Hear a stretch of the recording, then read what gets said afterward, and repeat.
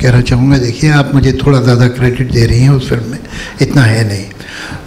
गुलजार साहब का जहाँ तक ताल्लुक़ है, हम तो मुझे याद है इनका जो गाना था मोरा गोरा रंग ले ले मैं शाम रंग दे दे, ये जब आया था उस वक्त तो हम कॉलेज में थे और जब ये गाना सुना था और उसके इनके और एक दो गाने आए थे तो ये कौन है, वो एक इनकी इनफरादियत तो है इनकी आवाज़ की, उसमें तो कोई बहस ही नहीं कर सकता। इनका गाना हो या इनकी नज़्म हो या इनका शेर हो, आप सुने तो आपको पूछना नहीं पड़ता कि किसने लिखा है, तो आप समझ जाते हैं किसने लिखा है। तो ये एक नई आवाज़ उस वक्त आई थी, तो हम लोग कॉलेज में भी मुतासिर हुए थे और मुतवज्जह हुए थे कौन। अब उसके बाद मैं आया था तो हमारी क्या औकात भाई, क्लैप फ्लैप मारा करते थे, तो गुलजार साहब फिर भी कहीं पहुंच चुके थे तब तक, तो कभी कभी दिखाई देते थे। इनके पास एक फिएट कार थी, उसमें 2 दिन का शेव बड़ा हुआ इनका, ये दिखाई झलक मिल जाती थी हमें इनकी, ये गुलजार गुलजार गुलजार ऐसा करते थे। तो उसके बाद पहली बार मुलाकात जो हुई गुलजार साहब से मेरी, वो सिप्पी फिल्म में मैं और सलीम साहब दोनों को 750 रुपये महीना, 750 रुपये महीना की नौकरी मिल गई। पहली माकूल नौकरी थी, और जब मुझे 750 रुपये महीना मिले तो मुझे इत्मीनान हो गया कि भाई मेरा करियर तो बन गया है, अब देखते हैं थोड़ा बहुत आगे भी कुछ हो जाए तो हो जाए, वरना काम तो बन गया है। गुलजार साहब उस फिल्म के डायलॉग लिख रहे थे, हम तो एडिशनल स्क्रीन प्ले चूँकि सेकेंड हाफ पिक्चर का फंस गया था, इसके लिए हम कुछ फायर ब्रिगेड लेके अपना आए थे, तो वो बहरहाल, लेकिन फ़ायदा मेन ये हुआ पिक्चर भी चली, वो कामयाब हुई, और इस चक्कर में हमारी अच्छी दोस्ती हो गई गुलजार साहब से। अब बम्बई बड़ी मसरूफ़ नगरी है, वैसे बेकार तो लोग मिल नहीं पाते, हम लोग की भी मुलाकात कम होती है, लेकिन जब होती है तो भरपूर होती है और दिल भर के होती है। और एक मोहब्बत का रिश्ता गुलजार साहब से, वो मेरा भी सलाम कहिएगा।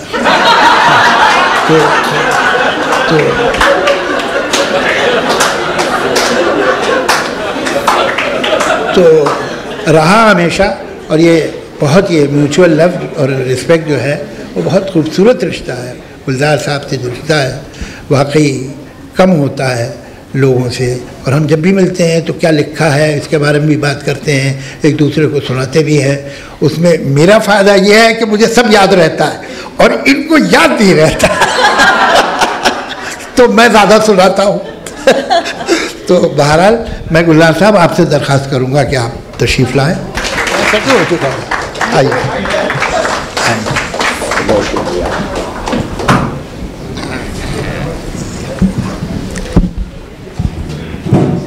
जी बहुत बहुत शुक्रिया जावेद साहब, आपने याद करा दिया वो ज़माना जब आपके साथ बैठते थे। आप कह रहे हैं जब मेरा गोरा ले लिखा था तो आप कॉलेज में थे, तो मैं कॉलेज से फेल हो चुका था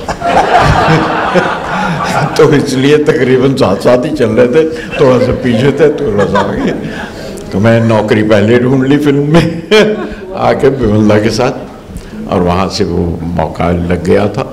लेकिन ये आपने सही कहा कि वो थोड़ी सी दाढ़ी बड़ी हुई देख कर के ये गुलजार हैं, तो मेरी शायरी वायरी से किसी ने नहीं पहचाना, वो या तो दाढ़ी से पहचाना और या कभी वो मोजरी पहनता था उससे पहचान लेते थे। और अब भी यही होता है कि सफ़ेद कपड़ों से पहचान ले, वरना आपको भी तजुर्बा है कि आपको उन्होंने एयरपोर्ट पे गुलजार समझ लिया था, और मुझे जावेद समझ लेते हैं बहुत से लोग। और वो क्यों होता है ये राज आप शाम को बता रहे थे, अब ये अभी तक सॉल्व नहीं हो पाया। लेकिन ये कि ये दोस्ती हमारी कुछ इस तरह हुई कि ये जो एक सांझ हो गई नाम की, और ये समझ में नहीं आया क्यों वो कैसे हुई। और ये अक्सर हुआ, वो किस्सा आप ही बताएंगे कि जो आपके साथ हुआ और मुझसे जो हुआ। मैं तो रक्षंदा जी के साथ अमेरिका कई 2-4 बार गया, कई जगहों पे, कई पे, जहाँ भी जिस शहर में भी, यहाँ भी गया। और मैंने इस बात का जिक्र किया कि अब वो मैं तो मैं कहा बाकी तो किताब में मैंने सारा पढ़ लिया, पर मैं चाहता था कि मैं अपनी एक नज़्म मेरी अगर मुझसे पूछते अरविंद जी मिलते किसी वक्त तो मैं इन्हें ज़रूर कहता कि ये देखिए मुझसे नहीं पूछा आपने जावेद साहब के बारे में, क्योंकि वरना मैं बहुत कुछ जानता हूँ। और तो मैं वो ले आया कि भाई ये क्यों नहीं आपने शामिल किया उसमें। अब ये तजुर्बा आप इनसे पूछे, रक्षंदा जी गवाह हैं कि मैं जहाँ भी गया हूँ अमेरिका में ये सुनाई, हर शहर में और हर जगह मुझे दाद मिली है इस नज़्म की। आप ये अगर कबूल कर लें, आपने तो लिख दिया एक लड़की से मिला, एक लड़की को देखा तो ऐसा लगा। अब वो हर अंतरे में मुझे लगता है ये दूसरी लड़की है, ये वो पहली वाली नहीं।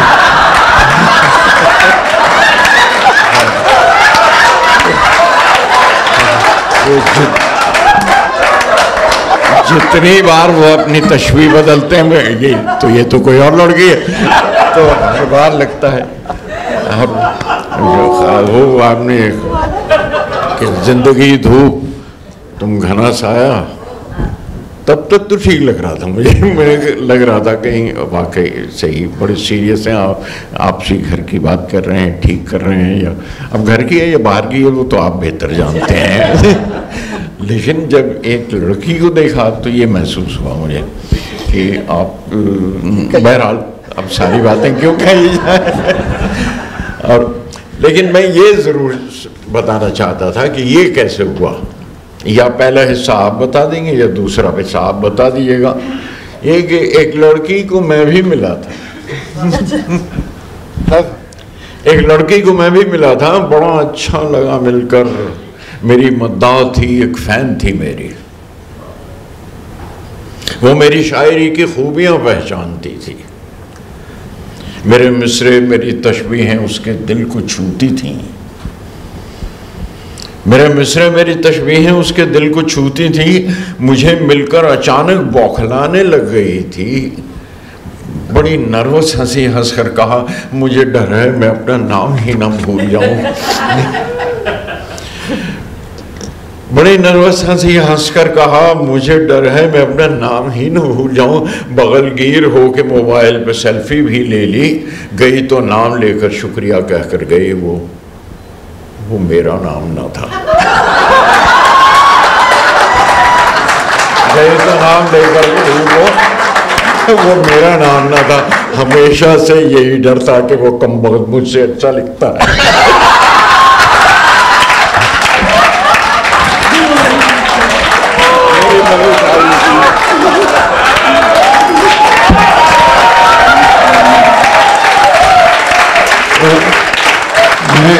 अरविंद जी, आपकी किताब का सबसे पहला असर मुझ पर ये हुआ जब मैंने आपकी किताब पढ़ी कि यार मेरे पास नहीं आए, मुझसे क्यों नहीं पूछा। उसकी मैं अर्ज़ करूँगा, अभी बात हो रही थी गुलजार साहब से, हम लोग बैठे थे तो मैंने कहा किस्सा क्या है कि जो आम है इंसान, जो बहुत एवरेज इंटेलिजेंस के लोग, उनका दिमाग एक कबाड़ खाने की तरह होता है।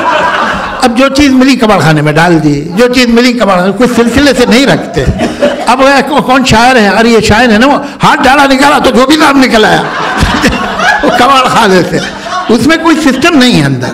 तो ये चक्कर है। मेरे साथ भी एक किस्सा हुआ, और जैसे ये गवाह हैं कि इन्होंने हर जगह सुनाया था, मेरे सामने शबाना गवाह बैठी। मैं एयरपोर्ट पे, मैं और शबाना कहीं से आए, उस ज़माने में जेट एयरवेज चल रही थी ठीक से, तो जेट एयरवेज की लड़कियों ने कहा कि आप दोनों बैठिए, हम आपका सामान ले आते हैं। तो हम दोनों एक बेंच पे बैठ गए। अब मेरे बराबर बैठी शबाना, उन्होंने शबाना को नोट किए के साथ तशरीफ़ लाए यहाँ 2 फीट पे। मुझे देखा, आदाब गुलजार साहब। तो मैंने कहा जी आदाब। गुलजार साहब एयरपोर्ट पे कैसे? मैंने कहा वो जावेद अख्तर साहब आ रहे हैं, मैं उन्हें रिसीव करने आया। तो वो ज़रा कंफ्यूज हुआ कि इतना बड़ा आदमी जावेद अख्तर को रिसीव कर लिया। तो कि आप जावेद अख्तर को रिसीव करने आए? मैं हमेशा आता हूँ, जावेद अख्तर साहब कहीं से भी आए, मैं एयरपोर्ट पर रिसीव। तो उसके चेहरे पे जो डिसअपॉइंटमेंट था, वो फैन गुलजार का और ये जावेद अख्तर को ले लिया। अच्छा चलता हूँ गुलजार साहब।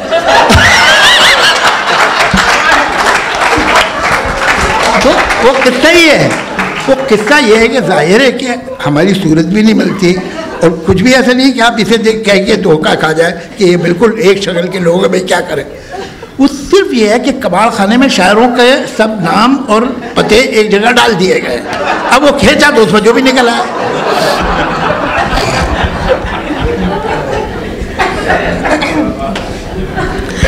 कुछ दिनों पहले गुलजार साहब और जावेद साहब, मुझे याद है कि फ्लाइट में सफ़र कर रहे थे तो शबाना जी आपने एक फ़ोटो लेके डाला और कहा कि कैप्शन दिस। तो करण जौहर का एक बहुत प्यारा जुमला था, उन्होंने लिखा कि 116 चांद की रातें और एक ये तस्वीर। तो आज भी वही आलम है, एक ये तस्वीर।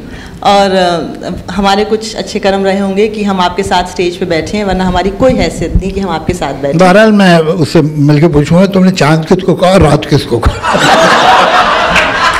पता लगना चाहिए ठीक से। नहीं, वैसे तो चांद का कॉपीराइट मेरा है कि इसलिए ये एक बहुत पुरानी किताब है, एक बूंद चांद। और वैसे कोई और इस्तेमाल करे तो उन्हें रॉयल्टी देनी चाहिए, पर कोई रॉयल्टी देता नहीं। लेकिन ये भी ज़रूर है कि मुझसे अक्सर ये पूछा गया कि ये 116 क्यों है, और सच ये है कि मुझे गिनती नहीं आती थी, कहीं भूल गया। तो 116 नहीं थी, वो 117 थी। अच्छा जी हाँ, मतलब ऐसा कोई मतलब इस 117 की कोई गिनती में 116 नहीं 117 होंगे, नहीं तो 119 होंगे। मतलब जैसे कि एक साल में इतनी चांद रातें होती हैं। हाँ। ये मतलब वाह, बहुत खूबसूरत। कई लोग ये भी सोचते हैं, ये बड़ी दिलचस्प बात है, मैं इसलिए कह रही हूँ क्योंकि मैंने सुना है कई लोगों से और शायद मुझे ऐसा समझ में आया उनकी बातों से, कई लोग आपको प्रोफेशनल राइवल समझते रहे कई सालों तक कि भाई ये तो दोनों एक ही तरह के दो लिखने वाले हैं, इनकी तो आपस में दोस्ती नहीं होगी। अब हकीकत आपको पता है, आप दोनों का रिश्ता कैसा रहा है पिछले कई साल? नहीं, देखिए, एक तो ये तो कुछ सवाल ही नहीं इसमें, मतलब मुझे कभी एक सेकंड को नहीं लगा कि हमारी रिलेशनशिप में इस तरह की कोई तनाव या तलखी या कोई एक मुकाबले का मिजाज है ही नहीं, और है ही नहीं।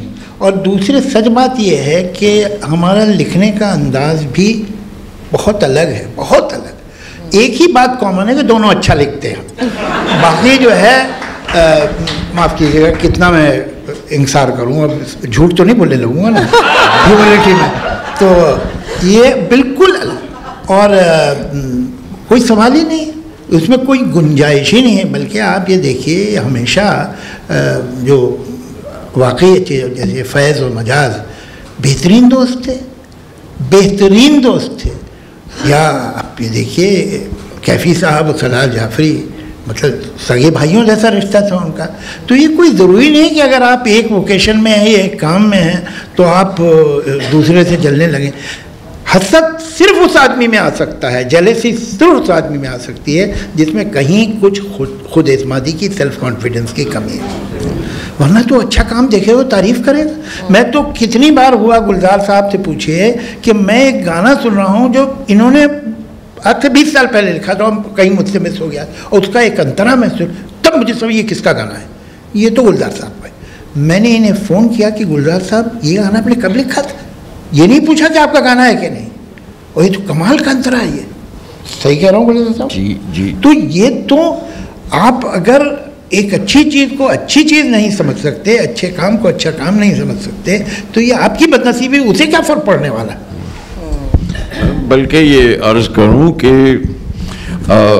मुझसे जो अक्सर कहा जाता है, मेरे रेफरेंस में कहा जाता है कि आप अच्छा वाला लिखते थे, मोरा गोरा अंग ले ले मोहे शाम रंग दे दे, अब ये अरे बीड़ी जलाए ले जिगर से पिया कहाँ से आ गया भाई, ये आप क्यों करने लगे।